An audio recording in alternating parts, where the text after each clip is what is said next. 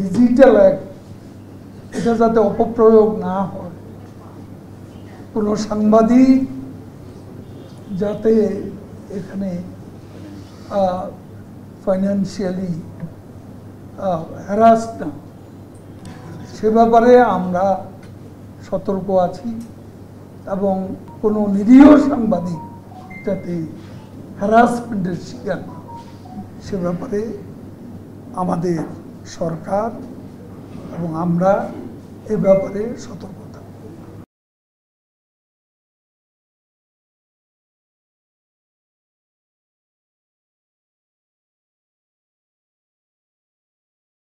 সাংবাদিকতার নামে, সাংবাদিকের নামে লেখা নেই, পড়া নেই, সাংবাদিকতা বুঝে না, ধারে কাছেও নেই, এমন অনেকে, এগুলোকে মফস্বলে গিয়ে দেখি সরকারি অফিসে বসে থাকে।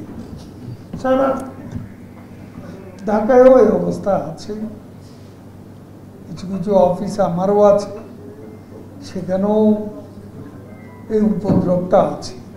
এরা সত্যিকারের জার্নালিস্ট না, এই ভুয়া সাংবাদিকদের ব্যাপারে আপনাদেরও একটু সতর্ক থাকতে হবে। সাংবাদিকতার নামে ভুয়া লোকজন যাতে এই মহান পেশাকে যাতে অসম্মানিত করতে না পারে, এখানে যেন সাংবাদিকতার নামে অপসাংবাদিকতার বিকাশ ঘটাতে না পারে, সে ব্যাপারে আপনারা সতর্ক থাকলে আমরা খুশি হব।